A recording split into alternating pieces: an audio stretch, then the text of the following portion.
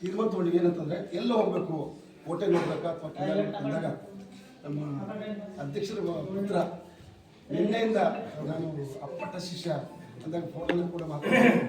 ನಮ್ಮೆಲ್ಲ ಸದಸ್ಯರು ಕೂಡ ಒಂದೇ ಬಂದು ಇವತ್ತು ಭಾರತೀಯ ಶ್ರೀಗಳ ಆಶೀರ್ವಾದ ಮತ್ತು ಮಠಕ್ಕೆ ಹೋಗಿ ಭೇಟಿ ಕೊಡೋಣ ಅಂದಾಗ ಶ್ರೀಗಳಿಗೆ ಫೋನ್ ಮಾಡಿದಾಗ ಸತ್ಯವಾಗಿ ಹೇಳ್ತೀನಿ, ನನ್ನ ಜೀವನದಲ್ಲಿ ಅವ್ರಿಗೆ ಬಿಟ್ಟು ಯಾವತ್ತೂ ಕಾರ್ಯಕ್ರಮ ನಿನ್ನೆ ಪ್ರೋಟೋಕಾಲ್ ಇರೋದ್ರಿಂದ ಎಲ್ಲ ನಮ್ಮದೇ ಇಲ್ಲ ಖುಷಿ ಪ್ರೋಟೋಕಾಲ್ ಇರೋದ್ರಿಂದ ಅಪ್ಪರಿಗೆ ಕರೆದಿಲ್ಲ. ಆದರೂ ಕೂಡ ಅದನ್ನ ಹಂಗೇನು ಅದು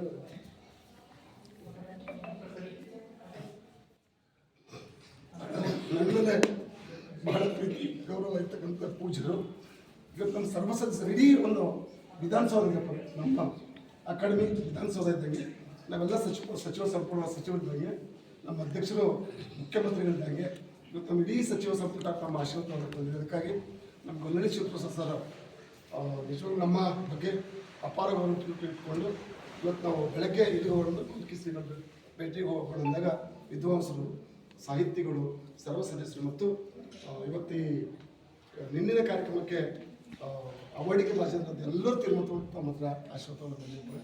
ಯಾಕಂದ್ರೆ ಗೊಲ್ಲಳ್ಳಿ ಶಿವಪ್ರಸಾದ್ ಅನ್ನೋರು ಈ ನಾಡಿನ ಬಹುದೊಡ್ಡ ಸಂಘಟಕರು ಮತ್ತು ಬಹುದೊಡ್ಡ ಅವರ ಹಾಡಿಗೆ ಆಗಿದ್ದಾರೆ.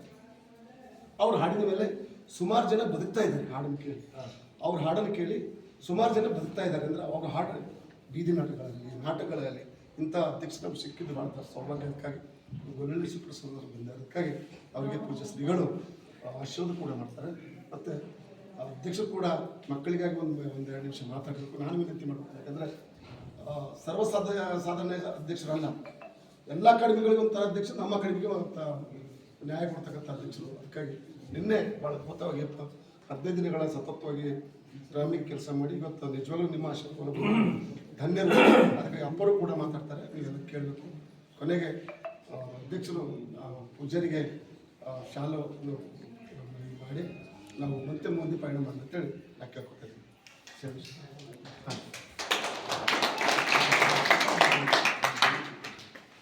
ಸೋನರಯ್ಯನವರಿಗೆ ಅನಂತ ಧನ್ಯವಾದಗಳನ್ನು ಸಲ್ಲಿಸಿ ಈಗ ಪರಮ ಪೂಜ್ಯರ ಆಶೀರ್ವಾದದ ವಾಣಿಯನ್ನು ನಾವು ನೀವೆಲ್ಲ ಈಗ ಆಲಿಸೋಣ.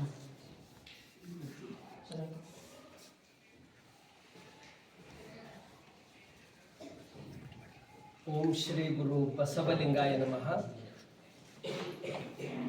ಧರ್ಮಗುರು ಬಸವಣ್ಣನವರನ್ನು ಸ್ಮರಿಸಿಕೊಂಡು ಅನುಭವ ಮಂಟಪದ ಶಿಲ್ಪಿ, ಕನ್ನಡದ ಪಟ್ಟದ್ದೇವರೆಂದೇ ಖ್ಯಾತನಾಮರಾದ ಸದ್ಗುರುಗಳಾದ ಡಾಕ್ಟರ್ ಚನ್ನಬಸವ ಪಟ್ಟದ್ದೇವರನ್ನು ಸ್ಮರಿಸಿಕೊಂಡು ಎನ್ನ ಅಂತರಂಗದ ಶಕ್ತಿ ಮಾತೃ ಹೃದಯಗಳ ಪರಮ ಪೂಜ್ಯರ ಪಾದಕಮಲಗಳಿಗೆ ಭಕ್ತಿಪೂರ್ವಕ ಪ್ರಣಾಮಗಳನ್ನು ಸಲ್ಲಿಸಿ ನಮ್ಮ ಶ್ರೀಮಠಕ್ಕೆ ಈ ನಾಡು ಕಂಡವರು, ರಾಷ್ಟ್ರ ಕಂಡವರು ಅನೇಕರು ಇಲ್ಲೆಲ್ಲ ಬಂದಿದ್ದಾರೆ. ಆದರೆ ಬಹುತೇಕ ನನ್ನ ಜೀವನದಲ್ಲಿ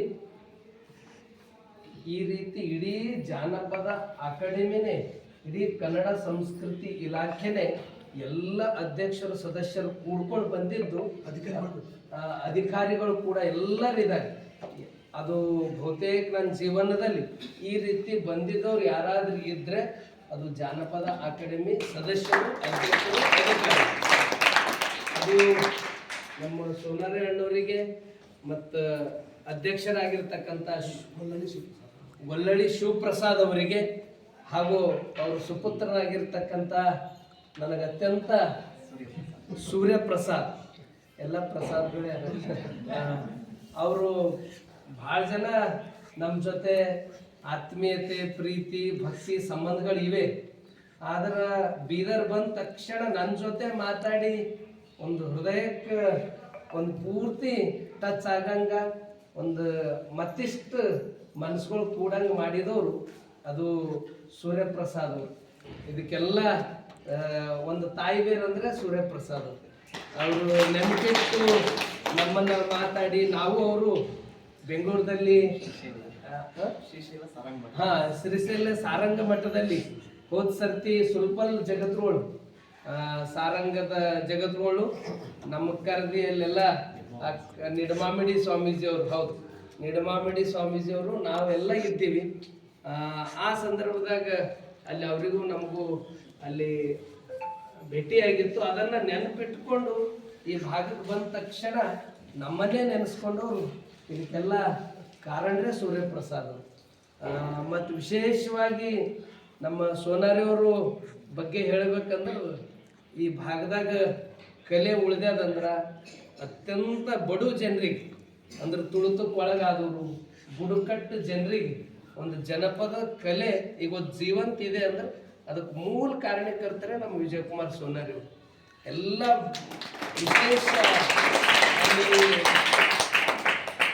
ನಾವು ರಾಜ್ಯ ಮಟ್ಟದಲ್ಲಿ ಪ್ರಶಸ್ತಿಗಳನ್ನು ಯಾರಿಗೆ ಕೊಡಬೇಕು ಅಂತಂದಾಗ ಸೋನಾರಿಯವ್ರ ಹೆಸರು ಕಳಿಸೋದೆ, ಯಾರು ಜನರ ಹೃದಯದಾಗ ಬಡವ್ರ ಬಳಿ ಯಾರು ಇರ್ತಾರೆ ಅಂಥವ್ರ ಹೆಸರನ್ನೇ ಸೂಚಿಸೋರೇ ನಮ್ಮ ಸೋನಾರಿಯವರು. ಹೀಗಾಗಿ ಈ ಸರ್ತಿ ನಮ್ಮೆಲ್ಲ ಕಲಾ ಬಳಗಕ್ಕೆ 2 ವರ್ಷದ 23 ಮತ್ತು 24 2 ವರ್ಷದ ಪ್ರಶಸ್ತಿಗಳನ್ನು ಬಹುತೇಕ ನಾವೆಲ್ಲ ಬೆಂಗಳೂರದಲ್ಲೇ ಪ್ರಶಸ್ತಿ ತಗೊಂಬಂದು ನೋಡಿದ್ದೀವಿ. ಆದ್ರೆ ನನ್ನ ಜೀವನದಾಗ ಇದೇ ಮೊದಲನೇ ಸರ್ತಿ ಬೆಂಗಳೂರು ಬಿಟ್ಟು ಬೀದರ್ದಾಗ ಕೊಟ್ಟಿದ್ದು ಇದೇ ಮೊದಲನೇ ಸರ್ತಿ ಏನೋ. ಅದಕ್ಕೆಲ್ಲ ರಾಜ್ಯ ಅಧ್ಯಕ್ಷರಿಗೆ ಅದು ಸಲ್ತದೆ. ನಮ್ಮ ಜನಾಂಗ ನಮ್ಮ ಭಾಗದವ್ರಿಗೆ ಅದು ಗುರುತಿಸಿ ಅವ್ರಿಗೆ ಹೋಗೋದು ಬರೋದು. ಯಾಕಂದ್ರೆ ಒಂದು ದಿನ ದೊಡ್ಡ ಪನಿಷ್ಮೆಂಟ್ ಅದು ಹೋಗೋದು ಬರೋದು ಅಂತಂದ್ರೆ ಅವರೆಲ್ಲ ವಯಸ್ಸಾದವರು ಅಂಥವ್ರಿಗೆ ಇದೇ ಬೀದರ್ದಲ್ಲಿ ಚನ್ನಬಸವ ಪಟ್ಟದೇವ್ರ ರಂಗಮಂದಿರದಲ್ಲಿ ನೀಡಿದ್ದು ನಾನು ಕೇಳಿ ಭಾಳ ಖುಷಿಪಟ್ಟಿನಿ. ಇವತ್ತು ವಿಜಯವಾಣಿಯಲ್ಲಿಯೂ ಒಳ್ಳೆಯ ಸುದ್ದಿಯಾಗಿದೆ. ಮತ್ತು ನಿನ್ನೆ ನಮ್ಮ ಮಠದ ವ್ಯವಸ್ಥಾಪಕರು ಕೂಡ ಅಲ್ಲಿಗೆ ಬಂದಿದ್ದರು. ಅವ್ರ ಊರವರೆಲ್ಲ ನಮ್ಮ ಶಿವನಾಥ್ ಸರ್ ಅಂತ ಅವ್ರು ಚಾಂಬಾಳದವ್ರು, ಅವ್ರ ಊರವ್ರೆಲ್ಲರಿಗೆ ಅಲ್ಲಿ ಪ್ರಶಸ್ತಿ ನೀವು ಕೊಟ್ಟಿದ್ರಿ. ಒಟ್ಟಾರೆ ಇದು ಜನರ ಯಾವ ವಿಶ್ವವಿದ್ಯಾಲಯ ಯಾವುದೇ ಒಂದು ಇದರಲ್ಲಿ ಕಲ್ತಿದ್ದಲ್ಲ, ಇದು ಜನರ ಬಾಯಿದಿಂದ ಬಾಯಿಗೆ ಬಂದಿರತಕ್ಕಂಥದ್ದೇ ಇದು ಜಾನಪದ. ಇಂಥ ಒಂದು ಇದನ್ನು ನಮ್ಮ ಭಾಗದ ಜನರಿಗೆ ಇಲ್ಲೆಲ್ಲ ಗುರುತಿಸಿ ಪ್ರಶಸ್ತಿ ಆಯ್ಕೆ ಮಾಡಿ ಪ್ರಶಸ್ತಿ ನಿನ್ನ ಸಂಭ್ರಮನೇ ಭಾಳ ವಿಶೇಷ ಕಾರ್ಯಕ್ರಮ. ಇದರಲ್ಲಿ ಇವತ್ತು ಭಾಲ್ಕಿ ಮಟ್ಟಕ್ಕೆ ಬಂದಿದ್ದು ಮತ್ತಿಷ್ಟು ನನಗೆಷ್ಟು ಖುಷಿ ಆಗ್ಯದ ಅಂದ್ರೆ ಅದು ಕಾರ್ಯಕ್ರಮ ಮಾಡಿದ್ದು ಒಂದು ಉಂಗುರು ಇದ್ದಂಗೆ. ಭಾಲ್ಕಿ ಮಟ್ಟಕ್ಕೆ ಬಂದಿದ್ದು ಉಂಗುರ ಮ್ಯಾಗ ಹಣ ಇಟ್ಟಿನ ಆ ಒಂದು ಇದನ್ನು ನಾವೆಲ್ಲರೂ ಇಲ್ಲಿ ಬಂದಿದ್ದು ತುಂಬ ಸಂತೋಷ ಆಗಿದೆ ಅಂತಕ್ಕಂಥ ಮಾತನ್ನು ತಿಳಿಸಿ ಮತ್ತೊಮ್ಮೆ ಇದು ಜೀವನ ಅಂತಕ್ಕಂಥದ್ದು ಭಗವಂತ ಕೊಟ್ಟಂಥ ಅದ್ಭುತ ಕಾಣಿಕೆ ಇದೆ. ಇದನ್ನು ದೇವ್ರು ಮೆಚ್ಚಂಗೆ ಬದುಕಬೇಕು. ದೇವ್ರು ಎದಕ್ಕೆ ಮೆಚ್ತಾನ ಭಾಳ ಜನ ತಿಳ್ಕೊಂಡಿರ್ಬೇಕು. ಗುಡಿ ಗುಂಡಾರ ದೇಗುಲ ಏನೇನೋ ಅಂತ ತಿಳ್ಕೊಂಡಿರ್ಬೇಕು. ಆದರೆ ನಡೆ ನುಡಿ ಆಚಾರ ವಿಚಾರ ಎಲ್ಲಿ ಚಲೋ ಇರ್ತದೆ ಅದಕ್ಕೆ ದೇವರು ಮೆಚ್ಕೋತಾರೆ. ಯಾಕಂದ್ರೆ ಸತ್ಯಕ್ಕ ತಾಯಿಯವ್ರಂತ 12ನೇ ಶತಮಾನದಾಗ ಕಸ ಗುಡಿಸ್ತಕ್ಕಂಥವ್ರು. ಅವರು ನಿಜವಾದ ಪೂಜೆ ಯಾವುದು, ನಿಜವಾದ ನಿಯಮಗಳು ಯಾವುದು, ಆ ವಚನಗಳಲ್ಲಿ ಅವ್ರು ಹೇಳ್ತಾರೆ. ನಮ್ಮ ನಡೆ, ನಮ್ಮ ನುಡಿ, ನಮ್ಮ ವ್ಯಕ್ತಿತ್ವನೇ ಚೆನ್ನಾಗಿದ್ದರೆ ದೇವರು ಮೆಚ್ಕೋತಾರೆ. ಆ ನಡವಳಿಕೆನೇ ಎಲ್ಲಕ್ಕಿಂತ ದೊಡ್ಡದು. ಯಾಕಂದ್ರೆ ಇದು ಯಾರೂ ಇಲ್ಲಿ ಖಾಯಂ ಇರೋರು ಇಲ್ಲ. ಇರಸ್ತನ ಒಳ್ಳೇದು ಮಾಡಿ ಇಲ್ಲದ ಖಾಯಂ ನಮ್ಮೆಲ್ಲರದ್ದು ಇಲ್ಲದ ಅಲ್ಲೇ ಹೋಗೋದದ. ಆದ್ರೆ ಇರಸ್ತನ ಒಳ್ಳೇದು ಮಾಡೋದು. ಒಬ್ಬರು ಯಾರೋ ಬಂದು ಕೇಳೋದು, ದೇವರು ಬಂದು ಕೇಳ್ದ ನಿಂಗೇನು ವರ ಬೇಕು. ಹಾಗೆಲ್ಲ ಜನಗಳು ಸೇರಿದ್ರು. ಅವರು ವರ ಏನು ಬೇಕು ಅಂದ್ರೆ ಇಷ್ಟೆಲ್ಲ ಕೊಟ್ಟಿದ್ದು ಭಗವಂತನೇ, ಮಸ್ತ್ ಇದ್ದೀವಿ. ಒಬ್ಬ ತಾಯಿ ಅಂದಳು, ನಾನೇ ನಿನಗೆ ಕಾಣಿಕೆ ಕೊಡಬೇಕಲ್ಲತ್ತೀನಿ. ಮತ್ತೊಬ್ಬಕ್ಕಿ ತಾಯಿ ಎದ್ದು ನಿಂತಳು, ಸಂಪತ್ತು ಕೊಡಬೇಕಲ್ಲತ್ತೀನಿ. ಮತ್ತೊಬ್ಬಕ್ಕಿ ಎದ್ದು ನಿಂತಳಂತ, ನಾನು ನಿನಗೆ ಅಭಿಷೇಕ ಮಾಡ್ಬೇಕಲ್ಲತ್ತೀನಿ. ಆಗ ಭಗವಂತಂದ ಅಂತ, ಓ ಮಹಾಜನಗಳೇ, ಓ ಮಹಾಜನತೆಗಳೇ, ನೀವೇನು ನನಗೆ ಕಾಣಿಕೆ ಕೊಡ್ಬೇಕಲ್ಲತ್ತೀರಿ. ನಾ ಕೇಳಿದ್ದು ಕೊಡ್ತೀರೇನು? ಅಯ್ಯೋ ನೀವೇನು ಕೇಳ್ತೀರಿ ಎಲ್ಲವೂ ನಿನ್ನದೇ, ಎಲ್ಲವೂ ನಿನ್ನದೇ. ನೀ ಕೊಟ್ಟಿದ್ದು ನೀನು ಕೊಡ್ಲಕ್ಕೆ ಏನದ? ನಾ ಕೇಳಿದ್ದೇ ಕೊಡ್ಬೇಕು. ನೀವು ಕೇಳಿದ್ದೇ ಕೊಡ್ತೀವಿ. ಎಲ್ಲರೂ ಒಂದೇ ಧ್ವನಿದಿಂದ ಹೇಳೋದು. ಲಕ್ಷ ಲಕ್ಷ ಜನ ಸೇರಿದ್ರು. ಆವಾಗ ಭಗವಂತಂದ ನಿಮ್ಮದು ಹಣ ಬೇಡ, ನಿಮ್ಮ ಸಂಪತ್ತು ಬೇಡ, ನಿಮ್ಮ ಅಭಿಷೇಕ ಬೇಡ, ಮತ್ತು ಏನು ಬೇಕು ಗುರುವೇ? ಏನಿಲ್ಲ, ನಾನೇನು ಸೃಷ್ಟಿ ಮಾಡಿದ್ದಲ್ಲ, ಈ ಭೂಮಂಡಲ ಕೆಡಿಸಲ್ದಂಗೆ, ನಿಮ್ಮ ಶರೀರ ಕೆಡಿಸ್ಕೊಂಬಲ್ದಂಗೆ, ಮತ್ತೊಬ್ಬರಿಗೆ ಕಣ್ಣೀರು ತರಿಸಲ್ದಂಗೆ ಬದುಕ್ತಿರಲ್ಲ, ಅದೇ ನನಗೆ ದೊಡ್ಡ ಕಾಣಿಕೆ ಅಂತಕ್ಕಂಥ ಭಗವಂತ ಹೇಳ್ದ. ಅಂದ್ರೆ ಈ ಭೂಮಂಡಲ ಎಷ್ಟು ಚಲೋ ಅದ, ಸ್ವಲ್ಪ ಕಾಳು ಹಾಕಿದ್ರ ಮಸ್ತ್ ಫಲ ಕೊಡ್ತದೆ. ಏನಿದು ಈ ಪಂಚೇಂದ್ರ ತಯಾರಾಗೋದು ಮಣ್ಣಿನಿಂದ, ಎಲ್ಲವೂ ಮಣ್ಣಿನಿಂದ ತಯಾರಾಗ್ತದೆ. ಈ ಹೂವು, ಈ ಹಣ್ಣು, ಕಾಯಿ ಎಲ್ಲವೂ ತಯಾರಾಗೋದು ಇದು ಮಣ್ಣಿನಿಂದನೇ. ಈ ಮಣ್ಣು ಕೆಡಿಸಬೇಡ, ಯಾಕೆ ಇದು ಮಣ್ಣು ಅಲ್ಲ, ಇದು ಚಿನ್ನ ಅದ. ಇದು ಬಹಳ ಮಣ್ಣಿನಾಗ ಹುಟ್ಟಿ ಮಣ್ಣಾಗೆ ಹೋಗೋದು. ಇದು ಕೆಡಿಸಬೇಡ ಓ ಮಹಾಜನತೆಗಳೇ, ಶರೀರ ಕೆಡಿಸ್ಕೋಬೇಡ. ಯಾಕಂದ್ರೆ ಇದು ದೇವ್ರು ಕೊಟ್ಟಂತ ಅದ್ಭುತ ಕಾಣಿಕೆ. ಎದೆದಕ್ಕೂ ಗುಡಿ ಗುಂಡಾರ ಅಂದ್ರು, ಬಸವಣ್ಣವ್ರು ಏನಂದ್ರು, ದೇಹವೇ ದೇಗುಲ ಅಂತ ಕರೆದ್ರು. ಅಂದ್ರೆ ಇದು ಶರೀರ, ಇವತ್ತು ಇದೇ ಶರೀರದಿಂದ ಎಂತೆಂಥ ಸಾಧನೆಗಳಾಗ್ಯಾವ. ಇದೇ ಕೈದಿಂದ ಶಿಲ್ಪಿಕಾರರು ಎಷ್ಟು ಚಲೋ ಚಲೋ ಮೂರ್ತಿಗಳು ತಯಾರು ಮಾಡ್ಯಾರ. ಎಷ್ಟು ಪ್ರವಾಸಿ ತಾಣಗಳು ಇವತ್ತು ಇಷ್ಟು ಹೊಸ ಟೆಕ್ನಾಲಜಿ ಬಂದ್ಯಾದ. ಆದ್ರೆ ಇವತ್ತಿನಕ್ಕಿಂತ ಹಿಂದೆ ಏನೂ ಕಾಲೇಜು, ಶಾಲಿ, ವಿಶ್ವವಿದ್ಯಾಲಯದಾಗ ಓದಲ್ದವ್ರು ಕೂಡ ಎಷ್ಟು ಚಲೋ ಮೂರ್ತಿಗಳು ಮಾಡ್ಯಾರ, ಎಷ್ಟು ಚಲೋ ಅವು ಕಲ್ಲುಗಳೆಲ್ಲ ಕೆತ್ತ್ಯಾರ. ಅದು ನೋಡ್ಲಿಕ್ಕೆ ಪ್ರಪಂಚದ ಜನ ಈ ಬದಾಮಿ, ಐಹೊಳೆ, ಪಟ್ಟದಕಲ್ಲು, ಹಂಪಿ ಇದೇ ಕೈದಿಂದ, ಎರಡೂ ಕಣ್ಣಿಲ್ಲ, ಲಕ್ಷ ಲಕ್ಷ ಜನರಿಗೆ ಸಂಗೀತಗಾರರನ್ನ ನಿರ್ಮಾಣ ಮಾಡ್ಯಾರ. ಪಂಚಾಕ್ಷರಿ ಗವಾಯಿಗಳು, ಪುಟ್ಟರಾಜ ಗವಾಯಿಗಳು.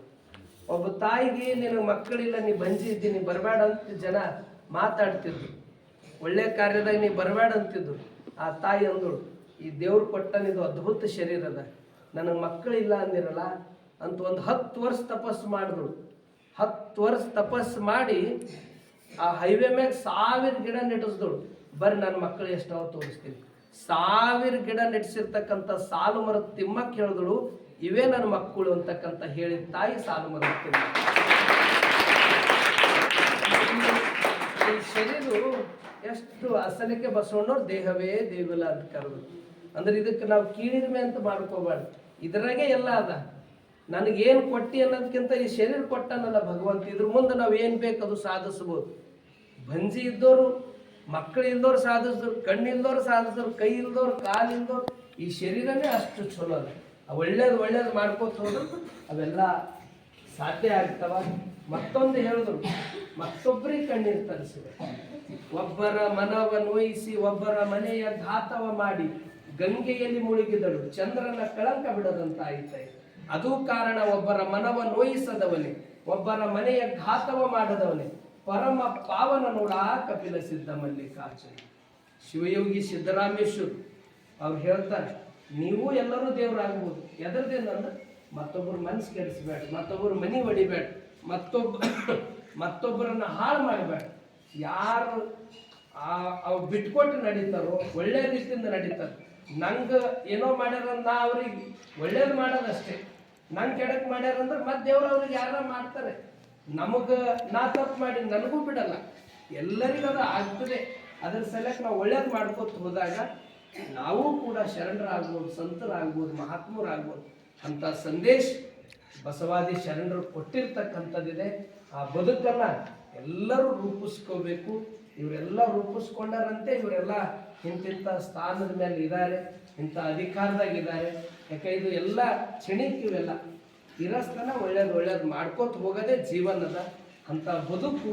ಇಲ್ಲೆಲ್ಲರೂ ಆ ನಿಟ್ಟಿನಲ್ಲಿ ಬಾಳಿ ಬದುಕ್ತಾ ಇದ್ದಾರೆ. ಅವರ ಬದುಕೆ ಒಂದು ಉಳಿದವರಿಗೆಲ್ಲ ಅದೊಂದು ಆದರ್ಶ ಇದೆ.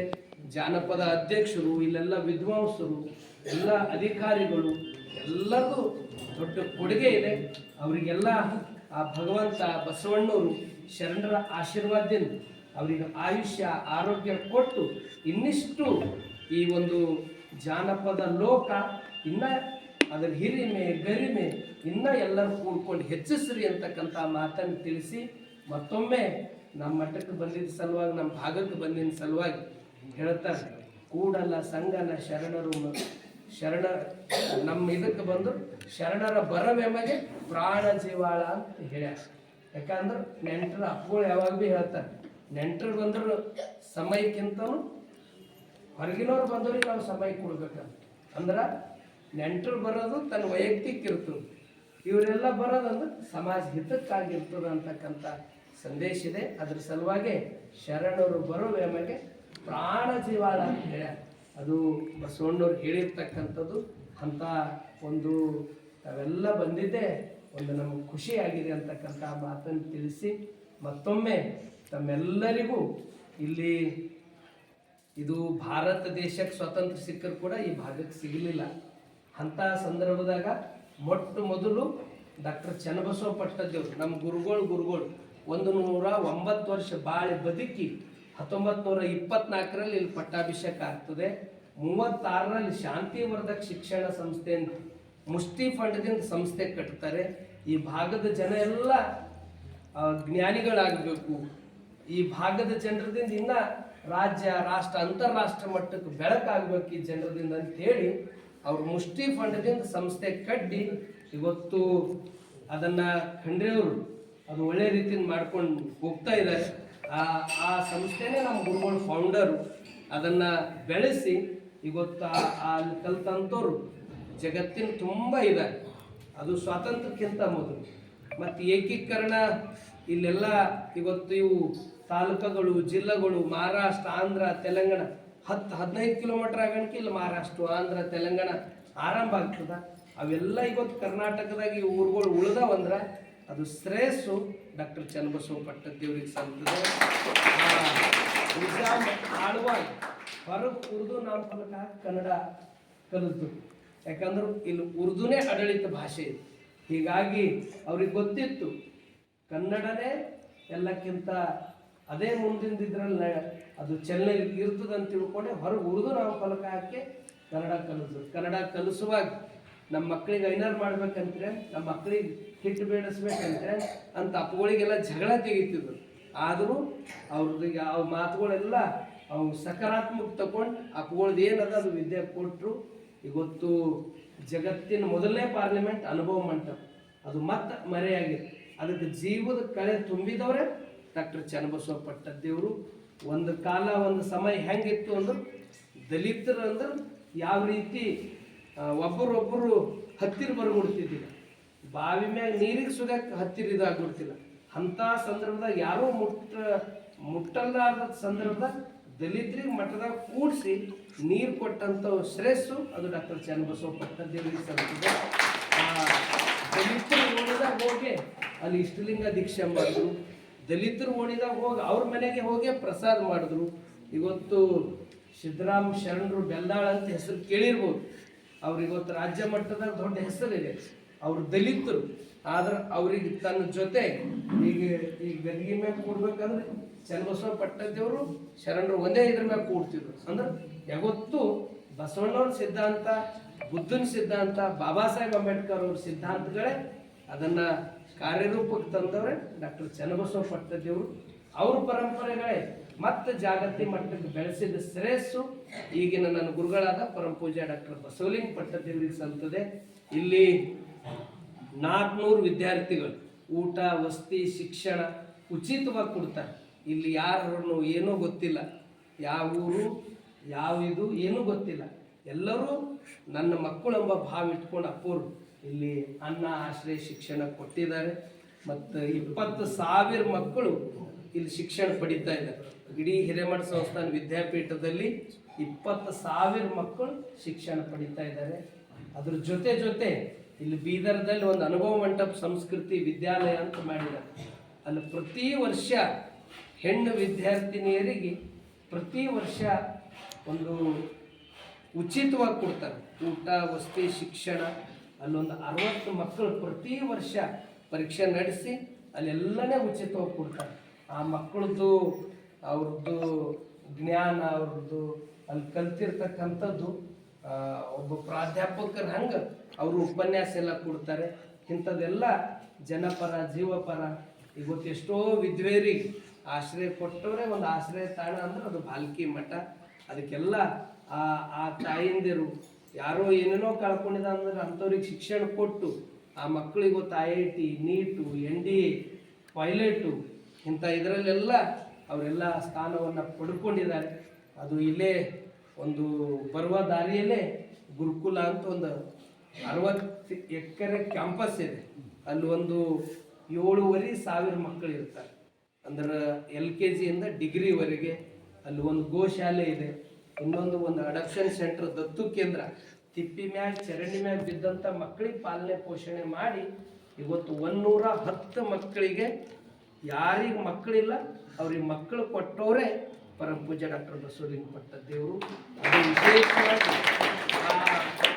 ಆ ಒಂದು ಮನೆತನದವರು ನಮಗೆ ಬೆಳಕಾಗಿರಿ. ನೀವು ನಮ್ಮ ಮನೆಗೆ ಎಲ್ಲ ಇತ್ತು, ಮಗು ಇರಲಿಲ್ಲ. ಇವತ್ತು ನಮ್ಮ ಮಕ್ಕಳು ನೀವು ಕೊಟ್ಟಿರಂತಿ ಅದು ಕಾರಾ ಗೈಡ್ಲೈನ್ಸ್ದಲ್ಲಿ ಬರ್ತದೆ, ಅರ್ಜಿ ಹಾಕಬೇಕಾಯ್ತದೆ. ಅದು ನಿಯಮ ಏನದನು ಆ ನಿಯಮ ತಕ್ಕಂತೆ ಹಕ್ಕುಗಳು ಇಡೀ ನಮ್ಮ ನಾಡಿನಲ್ಲೇ ಒಬ್ಬರು ಸನ್ಯಾಸಿಗಳು ನಡೆಸೋದು ಯಾವುದಾದ್ರೂ ಇದ್ರೆ ಅದೇ ಭಾಲ್ಕಿ ಮಠದ ಅಂತಕ್ಕಂಥ ಮಾತು, ಗೋರು ಚನ್ನಬಸಪ್ಪನವ್ರು ಹೇಳಿರ್ತಕ್ಕಂಥ ಮಾತು. ಮಠಾಧೀಶರ ಮುಂದೆ ಏನರ ನೀವು ಮಠಕ್ಕೆ ಪೀಠಾಧಿಪತಿ ಆಯ್ತೀರ ಅಂದ್ರೆ ಭಾಲ್ಕಿ ಮಠಕ್ಕೆ ಬಂದು ನೀವು ಟ್ರೈನಿಂಗ್ ತಗೊಂಡೆ ನೀವು ಪಟ್ಟಾಭಿಷೇಕ ಮಾಡ್ಕೊಳ್ರಿ ಅಂತಕ್ಕಂಥ ಮಾತು ಇತ್ತೀಚಿನ ಕನ್ನಡ ಸಾಹಿತ್ಯ ಸಮ್ಮೇಳನ ಸರ್ವಾಧ್ಯಕ್ಷರು ಗುರು ಚನ್ನಬಸಪ್ಪ ಅವ್ರು ಹೇಳಿದ್ರು. ಹೀಗಾಗಿ ಒಟ್ಟಾರೆ ಇಲ್ಲೆಲ್ಲ ಬಸವಣ್ಣವ್ರ ಕಾರ್ಯನೇ ಇಲ್ಲೆಲ್ಲ ನಡೀತಾ ಇದೆ. ಇವತ್ತು ಅನುಭವ ಮಂಟಪ ಕೂಡ ಸರ್ಕಾರದಿಂದ ಆಗ್ಲಿಕ್ಕೆ ಅದು ನಮ್ಮ ಗುರುಗಳದೇ ನೇರವಾಗಿ ಯಡಿಯೂರಪ್ಪ ಅವ್ರು ಬಂದಾಗ ಅವ್ರಿಗೆ ಹೇಳಿದ್ರು, ಬಸವಣ್ಣವ್ರು ನಿಮಗೆ ಅನುಭವ ಮಂಟಪ ಕೆಲಸ ಮಾಡ್ಕೋಬೇಕಂತ ನಿಮಗೆ ಬಸವಣ್ಣವ್ರು ಮುಖ್ಯಮಂತ್ರಿ ಸ್ಥಾನ ಕೊಟ್ಟಾರ, ನೀವು ಇದು ಮಾಡಬೇಕು ಅಂದಾಗ ಒಂದೇ ಮಾತಿಗೆ ಗುರುವಿನ ಆದೇಶ ಆಗ್ಯದ. ಇದೇ ಅಧಿವೇಶನ ಇದೇ ಬಜೆಟ್ದಲ್ಲಿ 600 ಕೋಟಿ ಇಟ್ಟು 200 ನಾ ಬಿಡುಗಡೆ ಮಾಡ್ತೀನಿ ಅಂತ ಹೇಳಿ ನುಡಿದಂತೆ ನಡೆದವರು ಯಡಿಯೂರಪ್ಪವರು.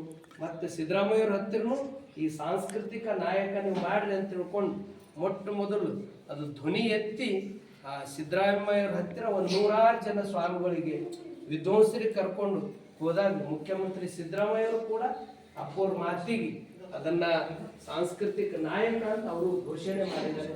ಒಟ್ಟಾರೆ ನಮ್ಮ ನಾಡು, ನಮ್ಮ ರಾಷ್ಟ್ರ ಇದು ಬಸವಣ್ಣವ್ರ ನಾಡು ಆಗಬೇಕು, ಅದು ಕಲ್ಯಾಣ ರಾಜ್ಯ ಮತ್ತು ನಿರ್ಮಾಣ ಆಗಬೇಕು ಅಂತಕ್ಕಂಥ ಮಾತನ್ನು ತಿಳಿಸಿ ಮತ್ತೊಮ್ಮೆ ಇಲ್ಲೆಲ್ಲ ಆಗಮಿಸಿರ್ತಕ್ಕಂಥ ತಮ್ಮೆಲ್ಲರಿಗೂ ಭಕ್ತಿಪೂರ್ವಕ ಅಭಿನಂದನೆಗಳು, ಶರಣು ಶರಣಾರ್ಥಿ.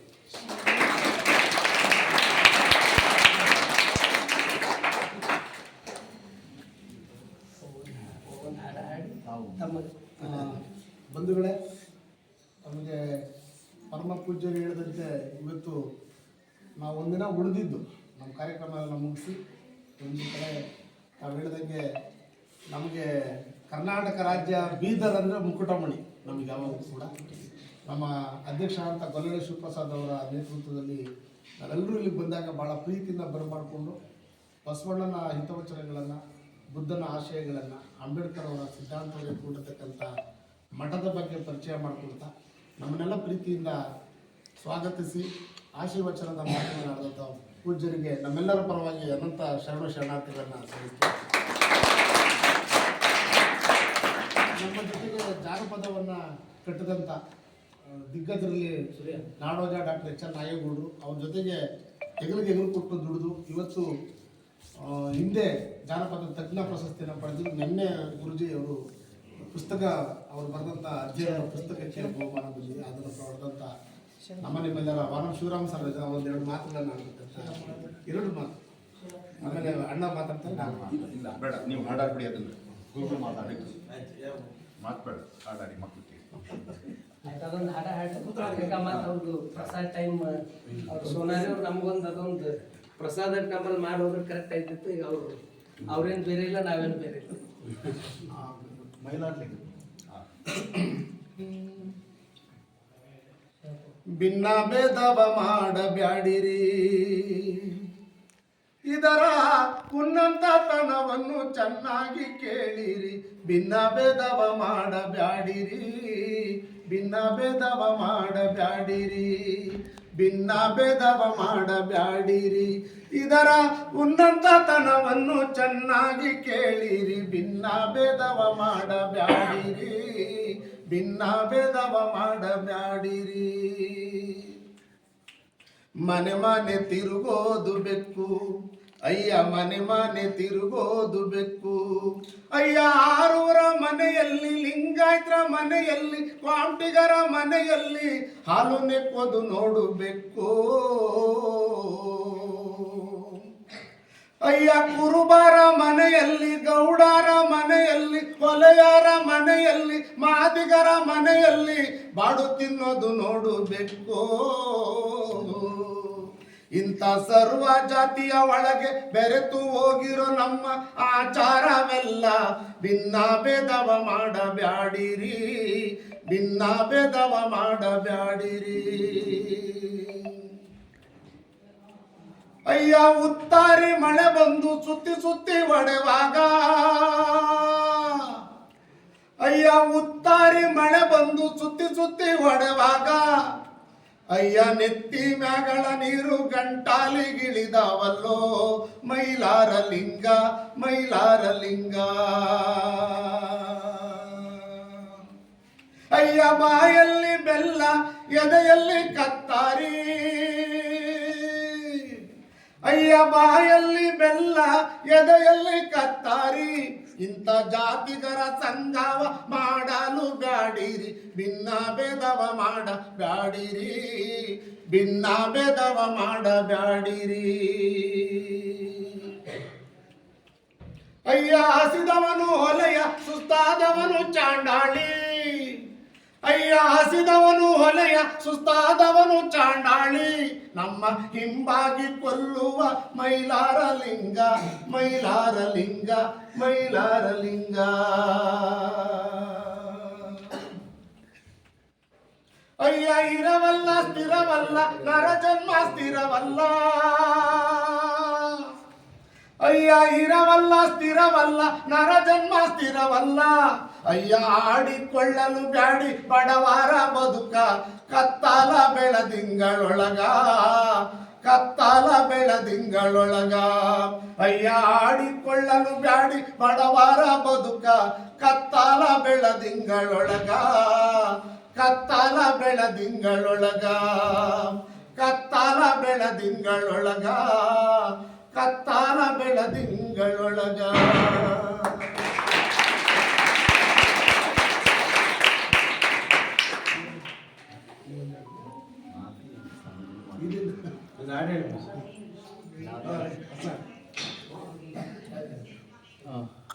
ಪರಮ ಪೂಜ್ಯ ಸ್ವಾಮೀಜಿಗಳಿಗೆ ನಮಸ್ಕಾರ. ನಾವಿವತ್ತು ಒಂದು ಕಾರ್ಯಕ್ರಮದ ನಿಮಿತ್ತ ಬಂದರೂ ಕೂಡ ಸೋನಾರೇರವರು ಹೇಳಿದರು ಮಠಕ್ಕೆ ಬರಬೇಕಂತ. ಮಠನ ನಾನು ಪರಿಚಯ ಮಾಡ್ಕೊಳ್ಳೋಂಗಿಲ್ಲ. ಸದಾ ನಗ್ತಕ್ಕಂಥ ಸೋನಾರೆ ಕಣ್ಣಲ್ಲಿ ನೀರು ಬಂತು, ಆ ಭಾವನೆ ನನಗೆ ಹೇಳಿಬಿಟ್ಟು ಈ ಮಠಕ್ಕೆ ಇರ್ತಕ್ಕಂಥ ಸಂಬಂಧ ಸದಾ ನಗ್ನಗ್ತಕ್ಕಂಥ ಸೋನಾರಿ ಗುರುಗಳು ಅಲ್ಲಿ ಇಲ್ಲ ಅಂತಕ್ಕಂಥ ಒಂದೇ ಒಂದು ಕಾರಣಕ್ಕೆ ಭಾವೋದ್ವೇಗಕ್ಕೆ ಬಂದು ತನ್ನ ಕಣ್ಣಲ್ಲಿ ನೀರು ಹಾಕ್ಕೊಂಡು ನನಗೆ ಆವಾಗ ಅರ್ಥ ಆಯಿತು ಎಷ್ಟು ಅವಿನಾಭಾವ ಸಂಬಂಧ ಇದೆ ಸ್ವಾಮೀಜಿಗಳ ಬಗ್ಗೆ ಇವರಿಗೆಲ್ಲ ಅಂತ. ಹಾಗಾಗಿ ಈ ಭಾಗದಲ್ಲಿ ಸ್ವಾಮೀಜಿಗಳು ಏನು ತಮ್ಮ ಅಭಿವೃದ್ಧಿ ಕೆಲಸಗಳನ್ನು ಮಾಡ್ತಿದ್ದಾರೆ ಮಠದಲ್ಲಿ. ನಾವಂತೂ ಅಕಾಡೆಮಿಯಿಂದ ಅದನ್ನು ಶ್ಲಾಘಿಸ್ತಾ ಇದ್ವಿ. ಇಲ್ಲಿಗೆ ನಾವೆಲ್ಲ ಬಂದಿದ್ದು ನಮ್ಮ ಅದೃಷ್ಟ ಅಂತ ಭಾವಿಸಿದ್ವಿ. ಇಲ್ಲಿ ಬಂದಿದ್ದೇವೆ. ಆಮೇಲೆ ಭಾರತಕ್ಕೆ ಬೆಳಕನ್ನು ಕೊಟ್ಟಿದ್ದು 3 ಬಖಾರಗಳು. ಇಡೀ ಭಾರತಕ್ಕೆ ಬೆಳಕನ್ನು ಕೊಟ್ಟಿದ್ದು 3 ಬಖಾರಗಳು. ಒಂದು ಬುದ್ಧ ಅಂತಕ್ಕಂಥ ಬಕಾರ, ಮತ್ತೊಂದು ಬಸವಣ್ಣ ಅಂತಕ್ಕಂಥ ಬಕಾರ, ಮತ್ತೊಂದು ಬಾಬಾ ಸಾಹೇಬ್ ಅಂತಕ್ಕಂಥ ಬಕಾರ. ಬಹುಶಃ ಭಾರತದ ಚಿತ್ರಣವನ್ನು ನೋಡಿದಾಗ ನಾವು ಬೇರೆ ಬೇರೆ ರಾಜ್ಯಗಳು ಇವತ್ತಿನ ದಿವಸ ಹಕ್ಕಿ ಉಟ್ಕೊಳ್ತಿದ್ದಾರೆ. ನಾವು ನೋಡ್ತಾ ಇದ್ದೀವಿ, ಸದಾ ಪತ್ರಿಕೆಗಳಲ್ಲಿ ನೋಡ್ತಾ ಇದ್ದೀವಿ, ಟಿವಿಗಳಲ್ಲಿ ನೋಡ್ತಾ ಇದ್ದೀವಿ. ಬೇರೆ ಬೇರೆ ರಾಜ್ಯಗಳಲ್ಲಿ ಹಿಂಸೆ ತಾಂಡವವಾಡ್ತಾ ಇದೆ, ಕ್ರೌರ್ಯ ತಾಂಡವವಾಡ್ತಾ ಇದೆ. ಸಂಬಂಧಗಳು ಬಹಳ ಕಷ್ಟಕರದ ಸ್ಥಿತಿಯಲ್ಲಿದೆ ಮಣಿಪುರ ತಗೊಂಡು. ಆದರೆ ಕರ್ನಾಟಕ ಇದುವರೆಗೂ ಕೂಡ ಆ ಥರದ ಸಂಗತಿಗೆ ಹೋಗದೇನೆ ನಗುನಗ್ತಾ ಕರ್ನಾಟಕ ಇದೆ ಅಂದರೆ ಅದು ಬಸವಾದಿ ಶರಣರ ಕೊಡುಗೆ ಅಂತ. ಬುದ್ಧಿಗೆ ಬೀಗ ಹಾಕಿದ್ದು, ಬುದ್ಧಿಗೆ ಬೀಗ ಹಾಕಿದ್ರು, ಮಾತಿಗೆ ಬೀಗ ಹಾಕಿದ್ರು, ಮನಸ್ಸಿಗೆ ಬೀಗ ಹಾಕಿದ್ರು, ಭಾವನೆಗಳಿಗೆ ಬೀಗ ಹಾಕಿದ್ದಂಥ ವ್ಯವಸ್ಥೆ ಇದೆ. ಆ ಎಲ್ಲ ಬೀಗಗಳನ್ನು ಗಡಿಗಳನ್ನು ಗೀಚಿ ಬಿಸಾಕಿ ಎಲ್ಲರಿಗೂ ಶಿಕ್ಷಣದ ಅವಕಾಶ ಕೊಟ್ಟ ಮೊದಲ ಪರಂಪರೆಯೇ ಬಸವ ಪರಂಪರೆ. ಅಲ್ಲೇನೆ ಅನೇಕ ವಚನಕಾರರು ಹುಟ್ಟಲಿಕ್ಕೆ ಸಾಧ್ಯ ಆಗಿದೆ. ಇವತ್ತು ವಚನಕಾರರ ಚಳುವಳಿಗಳಲ್ಲಿ ನೋಡಿದಾಗ ನಮಗೆ ಎಂತೆಂಥ ವಚನಕಾರರು ಉದ್ಭವಿಸಿದ್ದಾರೆ ಅಂತಕ್ಕಂಥದ್ದು. ಬರೀ ಓದು ಸೀಮಿತವಾದಂಥ ಜಗತ್ತಿಗೆ ಒಂದು ಸೀಮಿತ ಅಲ್ಲ, ಸರ್ವರು ಅಂತಕ್ಕಂಥದ್ದನ್ನು ಆ ಸತ್ಯವನ್ನು ಸಾರಿದ್ದೇನೆ ಬಸವ ಪರಂಪರೆ. ಅಂತಹ ಒಂದು ಪರಂಪರೆಯ ನೆಲಕ್ಕೆ ಬಂದು ನಾವು ಇವತ್ತು ನಮಿಸಿ ಈ ನ್ಯಾಯದಲ್ಲಿ 4 ನಿಮಿಷ ಕೂರ್ತಕ್ಕಂಥ ಒಂದು ಭಾಗ್ಯ ಬಂದಿದೆ ನಮಗೆ. ನಾವಂತೂ ಭಾಳ ಸಂತೋಷ ನಿಮ್ಮ. ಆಮೇಲೆ ಮಕ್ಕಳ ಜೊತೆ ಮಾತನಾಡೋದಂದರೆ ದೇವ್ರ ಜೊತೆ ಮಾತಾಡಬೇಕು. ದೇವ್ರು ಇದ್ದಾನೆ ಇಲ್ಲ ಅಂತಕ್ಕಂಥ ಬೇರೆ ಮಾತು. ಪರಂಪರೆಯ ಜನಪದರು ಹೇಳ್ತಿರ್ತಾರೆ ಮಕ್ಕಳು ದೇವರು ಒಂದೇನೆ ಅಂತ. ಅದು ನಿಜ. ಅಂದರೆ ದೈವತ್ವ ಅನ್ನೋದು ಯಾವುದು ಅಂತ ಹೇಳಿದ್ರೆ ಅವನಿಗೆ ಈರ್ಷ್ಯ, ದ್ವೇಷ, ಅಸೂಯೆ, ಇನ್ನೊಂದು ಮತ್ತೊಂದು ಈ ಯಾವುದು ಗೊತ್ತಿಲ್ಲದಿರ್ತಕ್ಕಂಥ ಮುಗ್ಧತೆಯನ್ನೇ ಭಗವಂತ ಆಗ್ಬೇಕು. ಅದಕ್ಕೆ ಮಕ್ಕಳಲ್ಲಿ ಭಗವಂತ ಇದ್ದಾನೆ ಅಂತ. ಹಾಗಾಗಿ ಮಕ್ಕಳು ಇವತ್ತಿರ್ತಕ್ಕಂಥದ್ದು ಈ ಮಕ್ಕಳ ಜೊತೆ ಮಾತಾಡ್ತಕ್ಕಂಥದ್ರೆ ನಮಗೆ ಕಷ್ಟ, ಅದು ಶ್ರೀಗಳಿಗೆ ಮಾತ್ರ ಸಾಧ್ಯ. ಹಾಗಾಗಿ ಶ್ರೀಗಳು ಹೇಳ್ತಾ ಒಂದು ಮಾತು ಹೇಳಿ,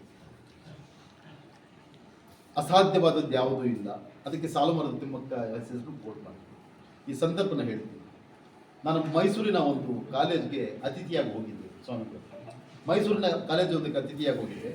ಬರಬೇಕಾದ್ರೆ ನಾನು ಬಸ್ಸಲ್ಲಿ ಒಬ್ಬ ಹುಡುಗ ನನ್ನ ಪಕ್ಕದಲ್ಲಿ ಕೂತಿದ್ದ, ಭಾಳ ಅಂದ ಚಂದವಾಗಿದ್ದಂಥ ಕಾಲೇಜಿನ ಹುಡುಗ, ಡಿಗ್ರಿ ಹುಡುಗ. ಆ ಹುಡುಗನ ಕೈಯಲ್ಲಿ ಪುಸ್ತಕ ಹೋಗಿ ಆ ಪುಸ್ತಕನ ತಗೊಂಡೆ. ನಾನು ತಗೊಂಡು ಹ್ಯಾಂಡ್ ರೈಟಿಂಗ್ ನೋಡೋದು ನನ್ನ ಅಭ್ಯಾಸ. ನಾನು ಅವ್ನು ಹ್ಯಾಂಡ್ ರೈಟಿಂಗ್ ನೋಡ್ಬೇಕಂತೇಳಿ ಪುಸ್ತಕ ನೋಡ್ತೀನಿ. ಪುಸ್ತಕ ನಿಮ್ಗೆ ಮುಚ್ಚಿದೆ. ನಾನು ಮುಚ್ಚಿದ ತಕ್ಷಣ ಅದರ ಮೇಲೆ ಐಶ್ವರ್ಯ ರೈ ಇದ್ದಾರಲ್ಲ ಸಿನಿಮಾ ಆಕ್ಟರು, ಅವ್ರ ಫೋಟೋ ಇತ್ತು. ನಾನು ಆ ಹುಡುಗನ ಕೇಳಿದೆ ಇದೇನಪ್ಪ ಫೋಟೋ ಅಂತ. ಅವನು ಆ ಹುಡುಗನ ಭಾವನೆ ಹೆಂಗಿತ್ತು ಅಂದರೆ, ವಿದ್ಯಾರ್ಥಿ ಡಿಗ್ರಿ ಹುಡುಗ, ಈ ಐಶ್ವರ್ಯ ಅಂತಕ್ಕಂಥ ಚಿತ್ರನಟಿ ಗೊತ್ತಿಲ್ಲ ಅಂದರೆ ಇತನಿಗೆ ಸಮಾಜದಲ್ಲಿ ಇನ್ನೇನು ಗೊತ್ತಿಲ್ಲ, ಅಷ್ಟು ಅಮಾಯಕ ಅನ್ನೋ. ಸರ್ ಐಶ್ವರ್ಯ ಗೊತ್ತಿಲ್ವ ನಿಮಗೆ? ಆಯ್ತು ಬಿಡಿ ನಿಮ್ಮ ಕಥೆ ಇಲ್ಲ. ನನ್ನನ್ನು ಕಾಡಿಸಿದ್ದು ಭಯ, ನನ್ನ ಆತಂಕ ಕಾಡಿಸಿದ್ದು. ತಾತನ ಗೊತ್ತಿಲ್ಲ, ಮುತ್ತಾತನ ಪರಂಪರೆ ಇಲ್ಲ, ನಮ್ಮ ಹಳ್ಳಿಯ ಪರಂಪರೆ ಇಲ್ಲ, ಐಶ್ವರ್ಯ ಇದನ್ನು ಇಟ್ಕೊಂಡಿದ್ದಾರಲ್ಲ ಈ ಹುಡುಗರು. ನಾಳೆ ರೋಲ್ ಮಾಡಲ್ ನಮ್ಗೆ ಯಾರಾಗಬೇಕು? ಒಬ್ಬ ಕ್ರಿಕೆಟ್ ಪಟು, ಒಬ್ಬ ಫುಟ್ಬಾಲ್ ಪಟು, ಒಬ್ಬ ಆಟಗಾರ, ಒಬ್ಬ ಚಿತ್ರನಟ, ಒಬ್ಬ ಚಿತ್ರನಟಿ ರೋಲ್ ಮಾಡೆಲ್ ಆದರೆ ಬಸವಣ್ಣನ ಯಾರು ನೆನೆಸ್ಕೊಳ್ಳೋರು? ಬುದ್ಧರನ್ನು ಯಾರು ನೆನೆಸ್ಕೊಳ್ಳೋರು? ವಚನ ಪರಂಪರೆಯನ್ನು ಯಾರು ನೆನೆಸ್ಕೊಳ್ಳೋರು? ತತ್ವಪದಗಾರನ ಯಾರು ನೆನೆಸ್ಕೊಳ್ಳೋರು? ಈ ಥರದ ಭಯ ಕಾಡಿಸ್ತು ನಾನು. ಆಗ ಮೈಸೂರಲ್ಲಿ ಪ್ರಾರಂಭದಲ್ಲಿ ಪರ್ಯಾಯವಾಗಿ ಏನು ಕೊಡಬೇಕಂತ ಯೋಚನೆ ಮಾಡಿ ಇನ್ಯಾರನ್ನು ಕೊಡಬಹುದು ನಾನು ಇವ್ರ ಮನಸ್ಸಿಗೆ ಹೇಳ್ತೀವಿ. ಆಗ ನನಗೆ ಹೊಳೆದದ್ದು ಸ್ವಾಮೀಜಿ ಸಾಲು ಮಾಡ್ತೀವಿ. ಆಗ ನಾನೇನು ದೊಡ್ಡ ಸಾಧನೆ ಮಾಡಲಿಲ್ಲ, ಒಂದು ಸಣ್ಣ ಹಾಡನ್ನು ಬರ್ತದೆ. ಅದುವರೆಗೂ ತಿಮ್ಮಕ್ಕ ಕರ್ನಾಟಕಕ್ಕೆ ಗೊತ್ತಿರಲಿಲ್ಲ. ತಿಮ್ಮಕ್ಕ ಬರೀ NGOs ಮಾತ್ರ ಗೊತ್ತಿತ್ತು. ತಿಮ್ಮಕ್ಕ ಸರ್ಕಾರಕ್ಕಾಗಲಿ ಜನಗಳಿಗಾಗಲಿ ಗೊತ್ತಿರಲಿಲ್ಲ. ನಾನು ಒಂದು ಕಲ್ಚರಲ್ ಕಲ್ಟಿವೇಷನ್ ಹೇಗೆ ಮಾಡ್ಬೋದು, ಸಾಂಸ್ಕೃತಿಕ ಬಿತ್ತನೆಯನ್ನು ಮಾಡೋದ್ರ ಮುಖಾಂತರ ಒಳ್ಳೆಯದನ್ನು ಹೆಂಗೆ ಬಿತ್ತಬೇಕಂತ ಪ್ಲಾನ್ ನನಗೆ ನನ್ನ ಮನಸ್ಸಲ್ಲಿ. ನಾನು ಅವತ್ತು ರಾತ್ರಿ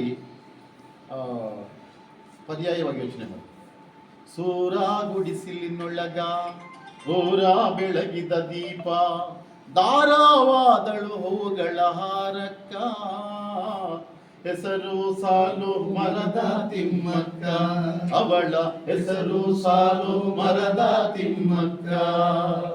ಸೂರ ಗುಡಿಸಿಲಿನೊಳಗ ಊರ ಬೆಳಗಿದ ದೀಪ, ತಾರಾವಾದಳು ಹೂಗಳ ಹಾರಕ್ಕ, ಹೆಸರು ಸಾಲು ಮರದ ತಿಮ್ಮಕ್ಕ, ಅವಳ ಹೆಸರು ಸಾಲು ಮರದ ತಿಮ್ಮಕ್ಕ. ಪುಟ್ಟ ಗುಡಿಸಿಲಿನೊಳಗ ಪುಟಿದ ಕನಸಿನ ಮೊಗ್ಗು, ಹೂವಾಗಿ ಊರೆಲ್ಲ ಹರಳಿತ್ತ, ಹೂವಾಗಿ ಊರೆಲ್ಲ ಹರಳಿತ್ತ, ಹೆಸರು ಸಾಲು ಮರದ ತಿಮ್ಮಕ್ಕ, ಅವಳ ಹೆಸರು ಸಾಲು ಮರದ ತಿಮ್ಮಕ್ಕ. ಚಂದ್ರ ಚೆಲ್ಲಿದ ಧರೆಗೆ ಮುಗಿಲ ಮಲ್ಲಿಗೆ ಬೆಳಕ, ಹೊತ್ತು ಕುಣಿದಾಡಿದೆವು ಕರಗ, ನಾವು ಹೊತ್ತು ಕುಣಿದಾಡಿದೆವು ಕರಗ, ಹೆಸರು ಸಾಲು ಮರದ ತಿಮ್ಮಕ್ಕ, ಅವಳ ಹೆಸರು ಸಾಲು ಮರದ ತಿಮ್ಮಕ್ಕ. ಹಸಿರಾಮಸಿಯಲ್ಲಿ ಬರವ ಪದವಿ ಪಡೆದವಳಲ್ಲ, ಹಸಿರೇ ಜೀವದ ಉಸಿರು ನಿನ್ನ ರಾಗ, ಅಮ್ಮ ಹಸಿರೇ ಜೀವದ ಉಸಿರು ನಿನ್ನ ರಾಗ, ಹೆಸರು ಸಾಲು ಮರದ ತಿಮ್ಮಕ್ಕ, ಅವಳ ಹೆಸರು ಸಾಲು ಮರದ ತಿಮ್ಮಕ್ಕ. ಸಾಲು ಮರಗಳ ತಾಯಿ ಸಾವಿರ ಮಕ್ಕಳು ನಿನಗ, ಹಳ್ಳಿ ಗಲ್ಲಿ ಡೆಲ್ಲಿಯ ತನಕ, ಹಳ್ಳಿ ಗಲ್ಲಿ ಡೆಲ್ಲಿಯ ತನಕ, ಹೆಸರು ಸಾಲು ಮರದ ತಿಮ್ಮಕ್ಕ, ಅವಳ ಹೆಸರು ಸಾಲು ಮರದ ತಿಮ್ಮಕ್ಕ. ಸೂರ ಗುಡಿಸಿಲಿನೊಳಗ ಓರ ಬೆಳಗಿದ ದೀಪ ತಾರಾವಾದಳುಗಳ ಹಾರಕ ಹೆಸರು ಸಾಲು ಮರದ ತಿಮ್ಮಕ್ಕ ಅಂತ ಹಾಡು ಬರೆದು ಒಂದು ಹಸಿರು ಸೀರೆ ಹೆಸರು ತರಿಸಿ 5,000 ಜನರನ್ನು ಸೇರಿಸಿ ಈ ಹಾಡನ್ನು ಗಿಫ್ಟ್ ಆಗಿ ಕೊಟ್ಟೆ ನಾನು.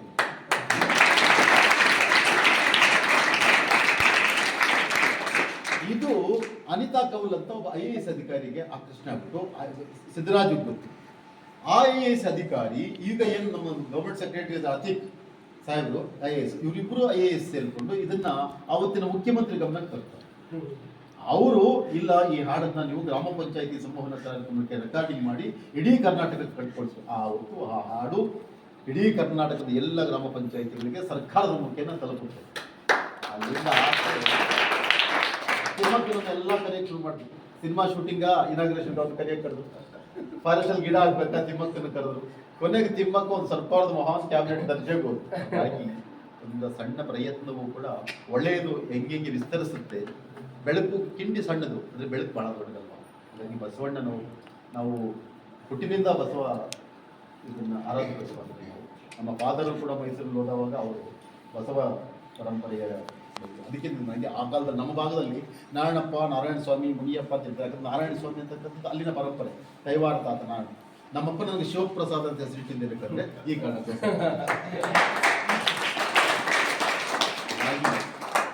ಮಕ್ಕಳು, ನಿಮ್ಮ ಅದೃಷ್ಟ ಇಂತಹ ಒಂದು ಮಠದಲ್ಲಿ ಆಲಿಸ್ತಕ್ಕಂಥದ್ದು, ಬೆಳೀತಕ್ಕಂಥದ್ದು, ಆಮೇಲೆ ಇಲ್ಲಿ ವಿಹಾರ ಮಾಡಿ ಒಳ ಎತ್ತರಕ್ಕೆ ಎಲ್ಲರೂ ಹೋಗಬಹುದು. ಕಟ್ಟ ಕಡೆಯವರೆಗೆ ತುತ್ತ ತುದಿಯನ್ನು ಮುಟ್ಟಿರ್ತಕ್ಕಂಥ ಸತ್ಯವನ್ನು ನಾವು ಇತಿಹಾಸದಲ್ಲಿ ಓದಿದ್ವಿ. ಯಾವುದೂ ಕೂಡ ಇಲ್ಲಿ ಅಪತ್ಯವಲ್ಲ. ಅದನ್ನು ನಮಗೆ ವಚನಗಳು ಹೇಳಿಕೊಡ್ತವೆ. ಹಾಗಾಗಿ ಗುರುಗಳ ಒಂದು ಸ್ವಾಮೀಜಿಗಳ ಆಶೀರ್ವಚನದಲ್ಲಿ ಅವರ ನೆರಳಲ್ಲಿ ತಾವೆಲ್ಲ ಕೂಡ ಬೆಳೀತಿದ್ರೆ ಖಂಡಿತ ನಾಳಿನ ದಿನಮಾನಸದಲ್ಲಿ ಬಹಳ ಮಹತ್ ಕಾರ್ಯಗಳನ್ನು ಮಾಡೋರಾಗ್ತೀರಿ, ಬಹಳ ದೊಡ್ಡ ವ್ಯಕ್ತಿಗಳಾಗ್ತೀರಿ, ಬೆಳಕನ್ನು ಚೆಲ್ಲೋರಾಗ್ತೀರಿ ಅಂತಕ್ಕಂಥ ಮಾತನ್ನು ಹೇಳ್ತಾ ನಮ್ಮ ಇಡೀ ಅಕಾಡೆಮಿಯನ್ನು ನಮ್ಮ ಸೋನಾರ್ ಅವರು ರಾತ್ರಿಯಿಂದ ಕನವರಿಕೆ ಅವರು ನಮ್ಮ ಸೂರ್ಯಪ್ರಸಾದ್ ಹೇಳ್ದ, ನಾನು ಸೂರ್ಯಪ್ರಸಾದ್ ನನ್ನ ಮಗ ಅಂತ ನಾನು ಇಲ್ಲೂ ಹೇಳ್ಕೊಳ್ತೇವೆ. ನೀನು ಸಮಾಜದಲ್ಲಿ ಒಬ್ಬ ವ್ಯಕ್ತಿಯಾಗಿರ್ಬೇಕು. ನನ್ನ ಹೆಸರು ಅವ್ರು ನಂಗೆ ಗೊತ್ತಿಲ್ಲ, ಭಾಳ ಜನ ನನ್ನ ಮಗ ಗೊತ್ತಿಲ್ಲ ಅವ್ರಿಗೆ, ಬಟ್ ಮಠಗಳಿಗೆ ಒಳ್ಳೆಯ ಸಂಬಂಧ. ಹಾಗಾಗಿ ನಿಮ್ಮ ಹೆಸರಿನ ಹಾಗಾಗಿ ಈ ಮಠದ ಪರಂಪರೆ ಮತ್ತು ಸ್ವಾಮೀಜಿಗಳನ್ನು ನಾವು ಸೇರಿದ್ದು ಇವತ್ತು ಮಾತನಾಡಿದ್ದು ಬಹಳಷ್ಟು ಸೌಂದರ್ಯ ಮತ್ತು ನಮ್ಮ ಹೃದಯ ಸೌಂದರ್ಯಕ್ಕೆ ಅದು ಬಹಳ ಅನುಕೂಲ ಆಗಿದೆ ಅಂತ ನಾನಂತ ಅಂದ್ಕೊಂಡಿದ್ದೀನಿ. 2 ಸೌಂದರ್ಯಗಳಿದ್ದಾವೆ, ಹೊರಗಿನ ಸೌಂದರ್ಯ ಒಂದು, ಒಳಗಿನ ಸೌಂದರ್ಯ ಒಂದು. ಹೊರಗಿನ ಸೌಂದರ್ಯಕ್ಕೆ 50 ರೂಪಾಯಿ ಇದ್ದರೆ ಆಗ್ಬೋದು, ನಾನು ಸಿದ್ಧವಾಗುತ್ತದೆ. ಒಳಗಿನ ಸೌಂದರ್ಯ ಕಷ್ಟ. ಹಾಗಾಗಿ ಒಳಗಿನ ಸೌಂದರ್ಯವನ್ನು ನೋಡ್ತಕ್ಕಂಥವ್ರು ನಾವು ಆಗಬೇಕು. ಕಲ್ಮರಳ್ಳಿ ಅವರು ನಮ್ಮ ಹಿರಿಯರು ಸದಸ್ಯರು ವಿದ್ವಾಂಸರಾಗಿದ್ದಾರೆ. ಪ್ರತಿ ಮಾತನ್ನು ಆಲಿಸ್ತಿರ್ತಾರೆ, ನಾವೇನು ಮಾತಾಡ್ತೀವಿ ತಿದ್ದುತ್ತಾರೆ, ಸಣ್ಣದೇನೋ ತಪ್ಪಿದ್ರೆ ಅಲ್ಲೇ ತಿದ್ದುತ್ತಾರೆ. ಹಾಗಾಗಿ ನಮ್ಮೆಲ್ಲ ಸದಸ್ಯರ ಪರವಾಗಿ, ನಮ್ಮೆಲ್ಲ ಸಿಬ್ಬಂದಿಯ ಪರವಾಗಿ ನಾನು ಆ ಮಠಕ್ಕೆ ಮತ್ತು ಸ್ವಾಮೀಜಿಗಳ ಶರಣು ಆಗ್ತೀವಿ.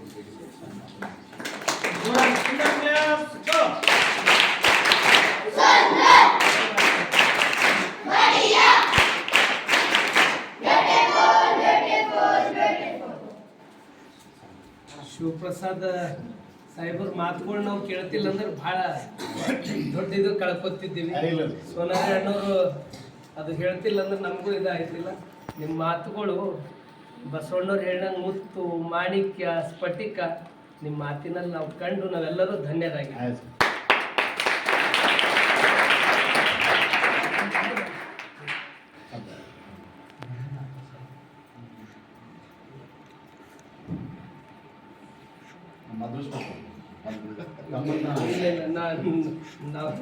ನಾವು ನಮ್ಮಲ್ಲಿ ಬಂದಿದ್ದು ನಮ್ದು ಪರಮ ಪೂಜ್ಯರ ಎಲ್ಲ ಕಾರ್ಯಕ್ರಮಗಳಲ್ಲಿ ಸಾಲು ಮರದ ತಿಮ್ಮಕ್ಕಂತ ಹೇಳ್ತಾರೆ. ಯೋಗ ಯೋಗ ನೋಡಿ ಸಂಬಂಧಗಳಲ್ಲಿ ಅಪ್ಪರಿಗೆ ಗೊತ್ತಿಲ್ಲ ಹಾಡ ಬರೆದಿದ್ದು ಯೋಗ ಯೋಗ ಜೋರಾಗಿ ಬಸವ ಕ್ಲಾಪ್ಸ್ ಗೋ.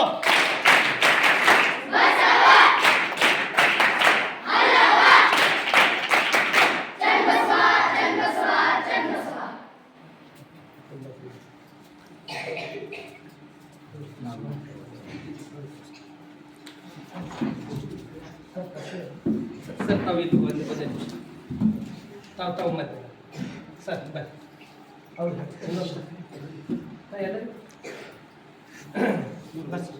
ತಾವು ಕೂತ್ಕೊಳ್ಳಿ. ಅವರೆಲ್ಲ ಬಂದಿದ್ದಾರೆ. ಇನ್ನೊಂದು 2 ಕುರ್ಚಿ ತಗೊಳ್ತಾರೆ ಫಾಸ್ಟ್.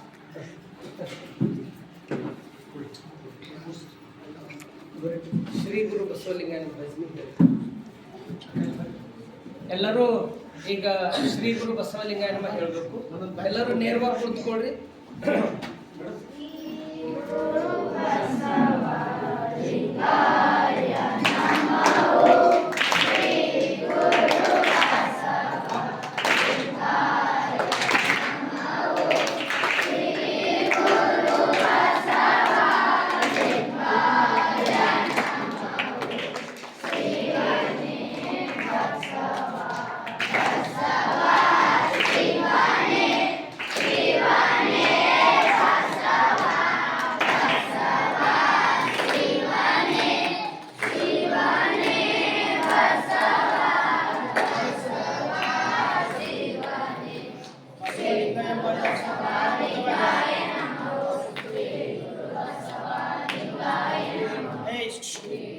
ಅದು ವಚನ ಬಸವಲಿಂಗ ಎಂಬ ಅಕ್ಷರದೊಳು ಅದು ನೇರವಾಗಿ ರಾಗಬದ್ಧವಾಗಿ ಏಕಕಾಲಕ್ಕೆ ಸ್ಟಾರ್ಟ್ ಮಾಡಿ.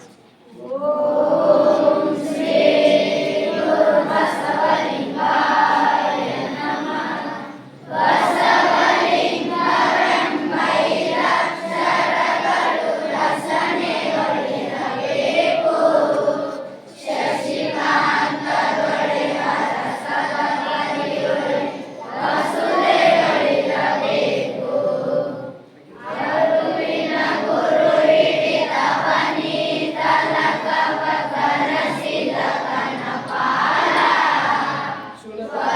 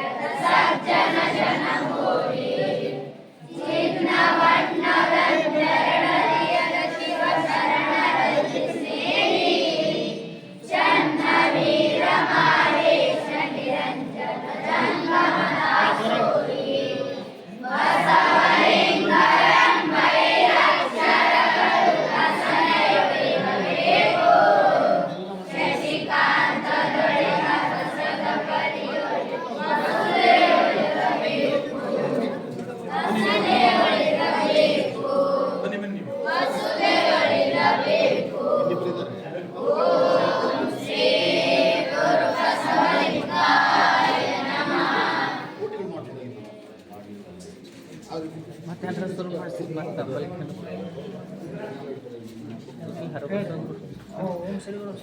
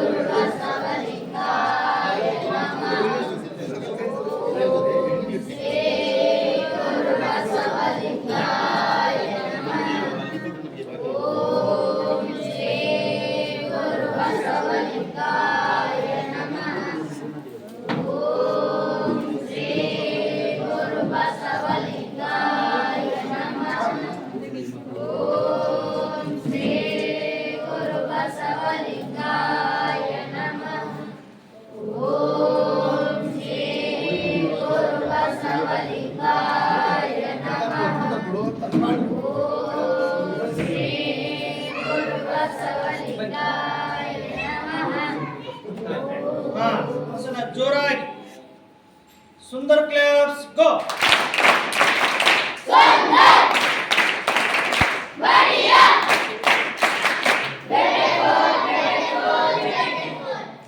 ನೋಡಿ, ಒಂದು ನಿಮಿಷ ಸತ್ಯ ಎಷ್ಟು ಗಟ್ಟಿ ಅನ್ನೋದನ್ನ ಹೇಳ್ತೀನಿ.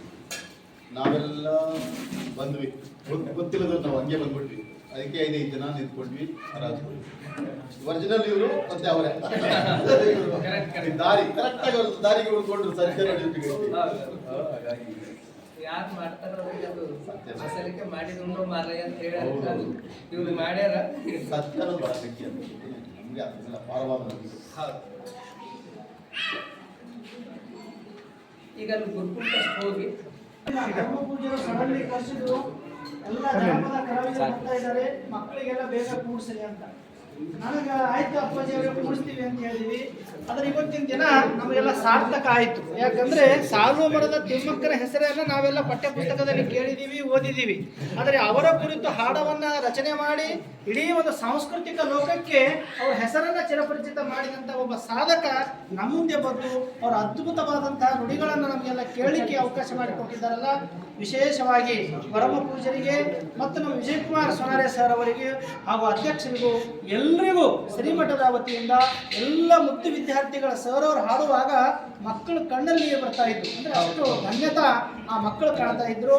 ಹಾಗಾಗಿ ಮತ್ತೊಂದು ಸಲ ಎಲ್ರಿಗೂ ವಂದನೆ ಅಭಿನಂದನೆಯನ್ನ ಸಲ್ಲಿಸ್ತಾ ಅವರೆಲ್ಲರಿಗೂ ಒಂದ್ಸಲ ಜೋರಾಗಿ ಸುಂದರ್ ಕ್ಲಾಪ್ಸ್ ಗೋ.